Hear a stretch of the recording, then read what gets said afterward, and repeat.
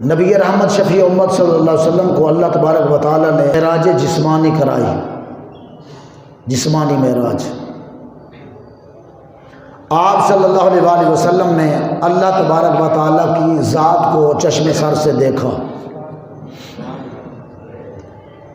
اور رسول اللہ صلی اللہ علیہ وسلم نے فرمایا کہ میں نے اپنے رب سے مصافحہ کیا، معانقہ کیا۔ فکان قاب قوسین او ادنیٰ، رب نے مجھے اتنا قریب کیا کہ جیسے دو کمانیں، تیر اور کمان ہوتی ہے نا، جیسے دو کمانیں ایسے ملا دی جاتی ہیں، گویا حضور فرماتے ہیں کہ رب نے مجھے اتنا قریب کیا جیسے دو کمانیں ایسے ملائی جاتی ہیں۔ فکان قاب قوسین او ادنیٰ، محبت کی بات بھی حضور ہاں جی کمان سے تشبیہ دے کے کر رہے ہیں کہ میرے رب نے مجھے ایسے قریب کیا جیسے کہ دو کمانیں آپس میں ملائی جاتی ہیں۔ اس نے اپنا دست قدرت میری پشت پر رکھا۔ حضور فرماتے ہیں میں نے اس کی ٹھنڈک سینے میں محسوس کی۔ اب میں آتا ہوں معراج کیوں ہوئی، اس پر گفتگو کرتے ہیں۔ قرآن نے میرے محبوب کی معراج کا ذکر کیا، سبحان الذی اسرا، پاک ہے وہ اسرا سیر کرائی جس نے بعبدہ اپنے بندے خاص کو، لیلم من المسجد الحرام، مسجد حرام سے لے کے الی المسجد الاقصی، مسجد اقصی تک، الذی بارکنا حولہ لنریہ من آیاتنا، مسجد حرام وہ والی مسجد اللہ نے جس مسجد کے ارد گرد برکت رکھی ہے۔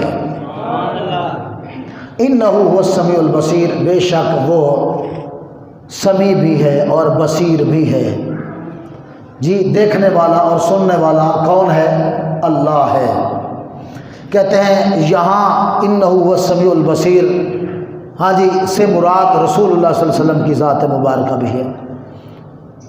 بعض علماء نے کہا کہ اس سے مراد چونکہ سمیع اور بصیر اللہ کی بھی صفت ہے اور اللہ کی عطا سے اللہ کے محبوب کی بھی صفت ہے، جیسے رؤوف اللہ کی بھی صفت ہے اور رؤوف اللہ کے محبوب کی بھی صفت ہے، رحیم اللہ کی بھی صفت ہے اور اس کے محبوب کی بھی صفت ہے۔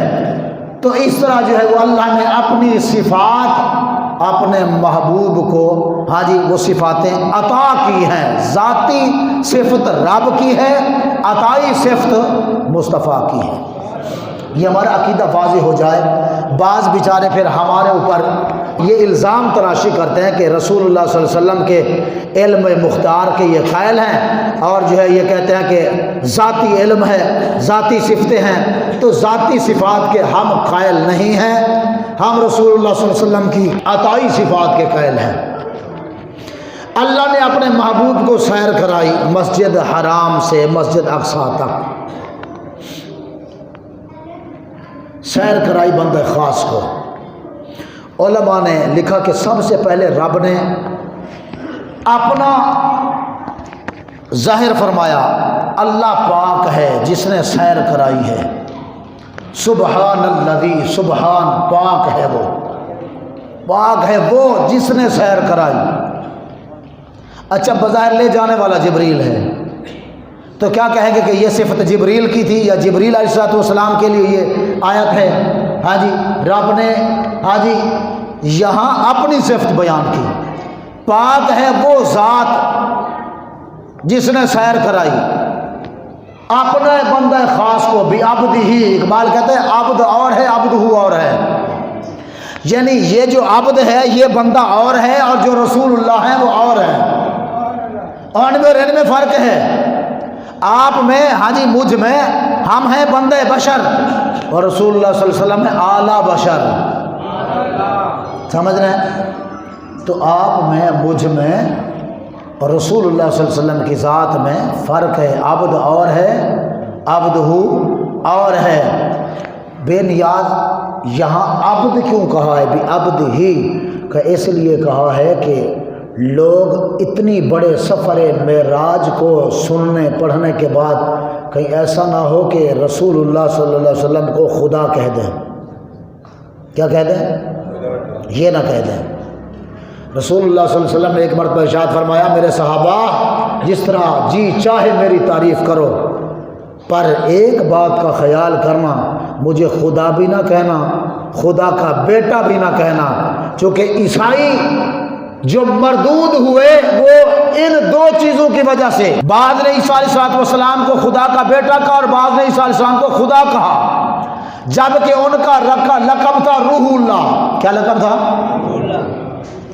جس کا لقب روح اللہ ہو اس کو لوگ خدا کا بیٹا کہہ دیں، ہاں جی، جبکہ انہوں نے کہا کہ میری صفت یہ ہے وہ ابری الاکمہ والابرص وحی الموتى باذن اللہ، کہ میں وہ بھی بتاتا ہوں، ہاں جی، میں برس کے مریضوں کو بھی شفا دیتا ہوں، اندھوں کو بھی ٹھیک کر دیتا ہوں، اور میں وہ بھی بتاتا ہوں جو ماں کے پیٹ کے اندر ہے، اور میں مردے بھی جلاتا ہوں اللہ کے حکم سے۔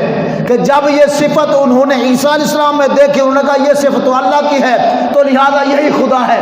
تو یہاں کا بھی عبد ہی کہہ کر رب نے آگاہ کر دیا کہ لوگوں یہ تمام اختیارات میں نے اپنے محبوب کو دیے ہیں، یہ خدا نہیں ہے، یہ خدا کا بندہ مصطفیٰ ہے۔ بندہ مصطفیٰ کا مطلب یہ ہوتا ہے کہ خدا کے بندوں میں سے چنا ہوا، مصطفیٰ کہتے ہیں چنا ہوا، کیا کہتے ہیں جی؟ منتخب کیا گیا، انتخاب کیا گیا۔